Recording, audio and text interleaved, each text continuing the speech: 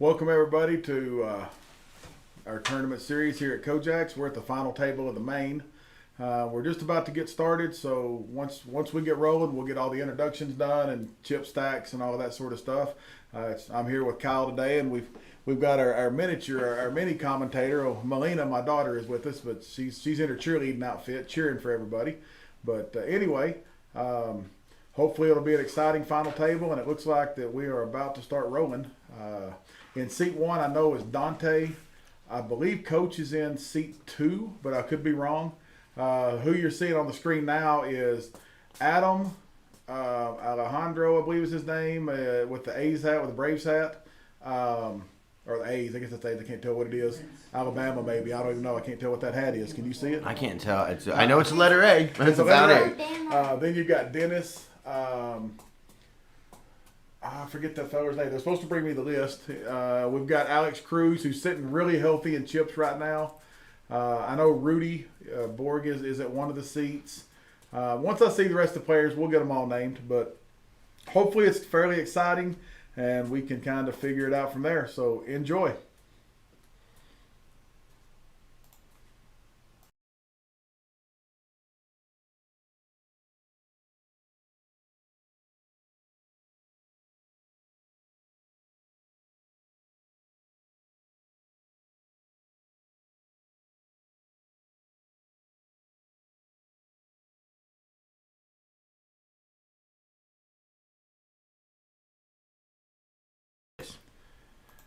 Yeah, I believe we have Eric Blank in seat 9. I think Eric's in seat 9, if I'm not mistaken. Lots of familiar faces at this table. I know that I have definitely played with the majority of the ones here. I'm sure you have too. Yeah, I believe Dante is from El Paso, the fella in seat 1, and the guy with the A's cap, he's from someplace else as well. Everybody else is fairly local. Rudy's got on there, he's from Louisiana, which he is originally, but he lives here in town. I've been to his house. So, but yeah, it ought to be an interesting. It ought to be an interesting lineup anyway when it's all said and done. It's Dennis is kind of a wild card. I mean, he can play whatever Dennis feels like at that point. Well, and on each honestly, my favorite sitting at the table right now, not favorite human being, but my favorite to win it. I think if I had to go in order, it would probably be. It's probably going to be Alex Cruz, and then it's probably going to be Rudy, and then Eric. And I don't know their chip stacks. I know Alex is chipped up pretty good. I think Rudy is somewhere around 800,000. And I don't know Eric's, but, we got you. We're streaming right now.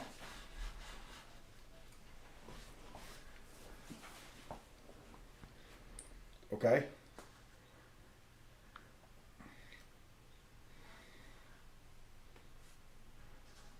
Okay, I'll let the viewers know and just let me know. So there's actually Charlie is working with Eric on some kind of there's some discrepancy about his stack size. I'm sure they're I mean he transferred his own chips over there, so I don't know the whole details, but I'm sure they'll get it ironed out.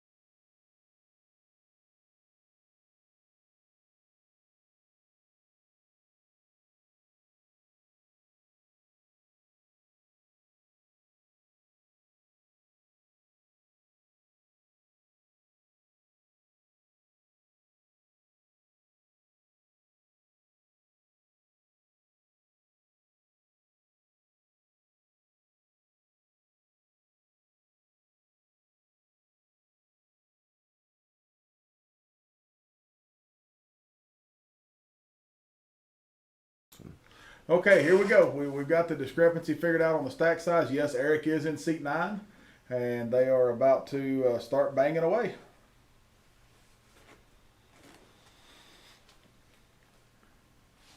And if you hear me scream, some obscenity early, it's because my fantasy football team's playing, and I'm just hoping, just hoping I can get ahead. So Cards are in the air. cards are in the air. Here's the first hand of the final table of the 2021 main event at Kojak's Poker Club. Because the main event's going right now. Yeah, there's Rudy in seat 2. Rudy in seat 2, Coach in seat 3.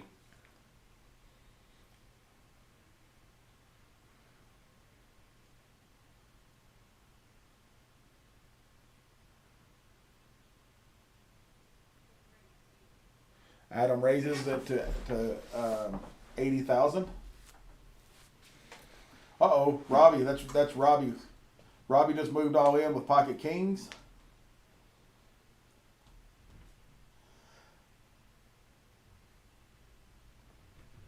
I don't see Adam calling with ace jack here. I mean, I would be shocked. I've played with Adam this entire series, and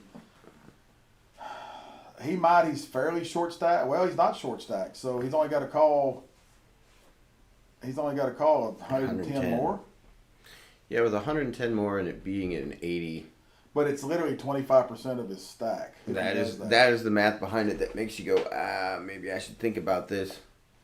And I didn't notice, was there another ace folded somewhere? I didn't see an ace folded either. I didn't see one folded. I didn't see a jack folded, so at least he's got 6 outs.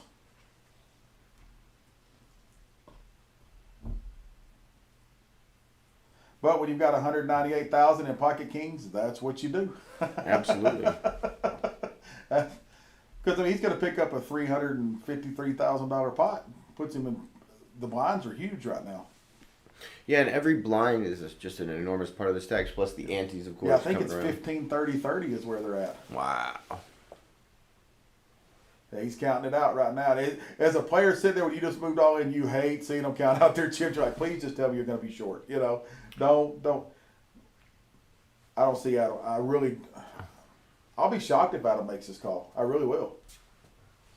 Well, and like you said, Robbie's seen somebody count out the chips, but the benefit of him having kings in that spot, your worry is a little bit less. He doesn't have aces. But because he just gets snapped off. Yeah, at that point, you're guaranteed he doesn't have aces. But he does have the one card that you are hoping doesn't go to any sort of board. And you know what pocket kings are? Ace magnets. Ace magnets every time. I've told this story before, but I got busted out of the Houston main tournament 4 times with pocket kings in my hand. All in pre-flop, all 4 times. You should probably stop playing kings, I guess. I started folding them. Yeah, I want to say I started keeping count, and between here and there, just over the next couple of weeks, I saw kings get cracked 13 times in a row. Oh, my God. Now, I know the math doesn't support that, but still, it's just like unbelievable. Short-term variance is an amazing thing. It really is. It's funny to see at this final table how many people that I grew and played poker with. I mean, there's a couple people at this table, Eric included. Alex, actually, that I've watched grow from playing little 1-2 and 1-3 games in warehouses before, poker was as big as it is in this area. And to see them grow as poker players, I mean, obviously, Eric's game has sharpened considerably. I mean, he was always a pretty decent player. Alex has grown exponentially in the probably 6 years that I've played with him. And I've actually played with Eric pretty close to a decade. Wow, he did call it. There had to have been some part in his brain that was just like, well, it's only this much more to go. Well, you got to win your races. Look at Robbie's face. He's like, oh my God, I can't believe he called me with ace jack. That's exactly what that. Right in the window. Yep, that's what it's good for. That's all it's good for.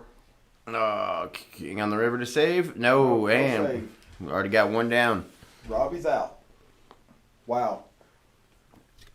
And there are your stacks. Dante has 1.5, Cruz 1.4, Dennis has 258,000. I'm not going to read all the ones in the middle. Y'all can read that, but that's your chip leaders, and then you're at the bottom of the barrel. And with blinds being 15, 30, 30, I believe is what they are, those 200,000 stacks have to make a move quickly. Very quick. They've got 3 laps. You've and got they're done. Yeah. And when you start playing into this level of tournament, especially with antes structuring, you have to think about your M's. You think about your orbits, as Dan Harrington used to call them. Say again. It looks really good. Yeah, just so y'all know, everybody listening, Chris Gwynn, I just asked me how we like the new view with the new cameras and the new mounts, and It's it looks phenomenal. really good compared to normal. Very crisp, very clean, not glitchy at all. Yeah, it's looking really good. So Adam looks down at 8-9 of clubs. And I kind of am with that hand under the gun. Yes, you're supposed to get rid of it all the time, but I'm kind of the Doyle Brunson old school. You just won one, you can't win two in a row unless you play that next one. Absolutely. You might take a shot at it. Well, and the thing if it was Alex that did it, because of his mostly snug persona, he could probably get it. Adam, through. yeah, Adam, you meant Or Adam, yeah. yeah.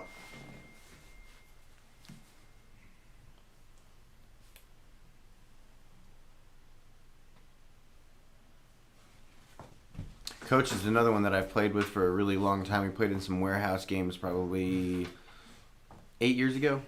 And I've seen him go from 1-2 to playing a pretty strong mix. Alejandro picks up top pair.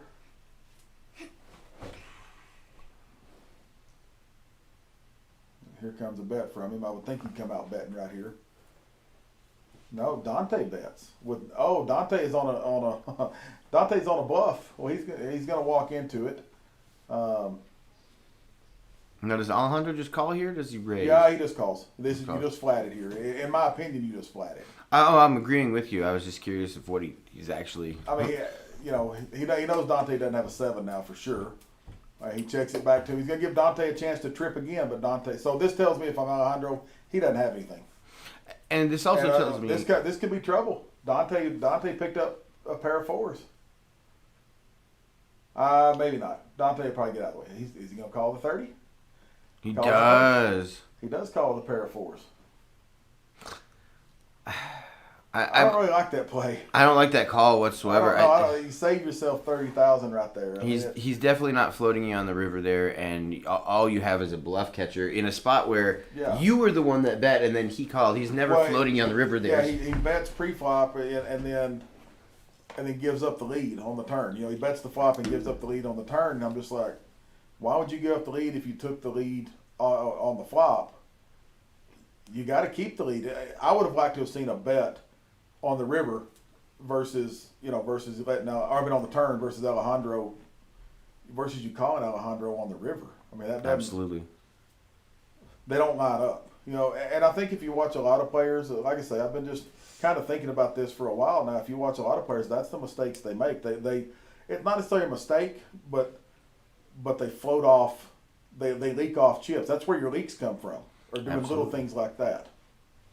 Yeah, because 30,000 on the grand scale of things isn't a lot, but if you make those types of plays, Do it 10 enough times in a session where you're in a 2 or 3 hour session, you've lost 300,000 out of your chip stack. I would like to see Rudy raise here about 2.5, 3x with an ace in his hand. Just go ahead and squeeze the big blinds and little blind because it's a squeeze all the way with ace-6. He just called. I hate seeing it all just a call here with pocket 5s. I like that play actually. I love that play. Personally, I love mean, that play, especially with Rudy just calling. Mm-hmm. At that point, I mean, if he's It's playing, a dangerous play with Rudy just calling on the button. I would have certainly pocket 5s folds here if Rudy 3x's it. At the very Absolutely, least, 100%. Yeah. Strangely enough, it's pretty close to a coin flip if he does it. Yeah, if Rudy would have raised right there, all Coach can do is flat him. He can't raise anymore. Because Coach doesn't want to go take his pocket 5s up against even ace king, ace queen, ace jack. No. He just knocked out kings with ace jack. We just saw that happen. Well, he didn't do it. Adam did, but Coach doesn't want to see that again. Well, especially in a tournament where, your tournament livelihood is at stake. It's not like a cash game where you can buy just back in. So your decisions have to be a little bit tighter.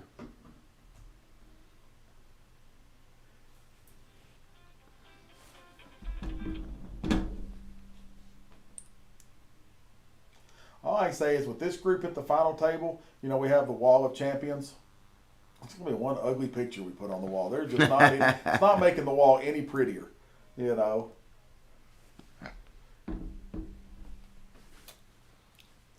So Cruz raises, Dante calls, Rudy folds an ace. Coach will fold for sure. He can't call on the button. 7-5 of clubs. Uh-oh. Here we go. Pocket queens.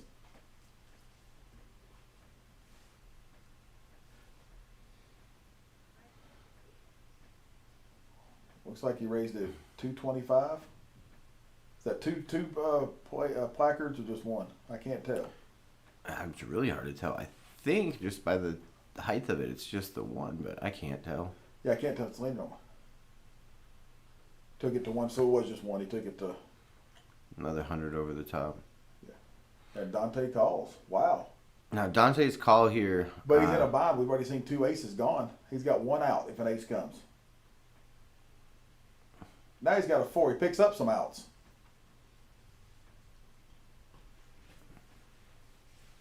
Oh, I'm sorry. I thought that was a deuce on the river when it first came out. He does not have any outs yet.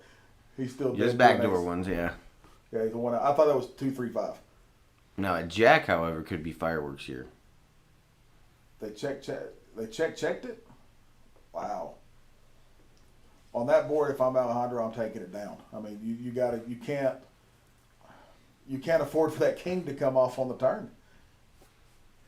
If I'm Dante, I'm betting the king when it hits at that point, when he checks the river, the flop to me. Yeah, every time you want to rep what's likely not theirs. But it worked out for... Yeah, it worked out for him. But that's being results oriented, which is not a great spot in this.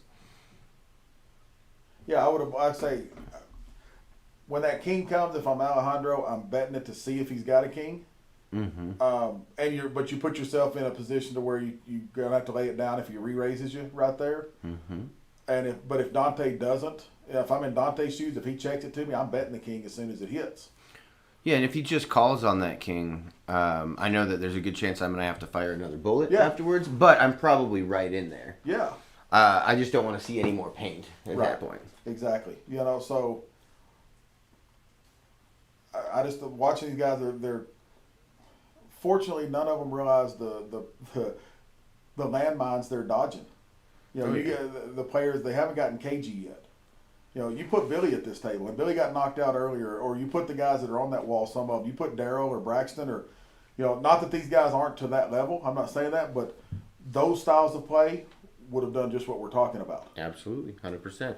Application of constant pressure. And that's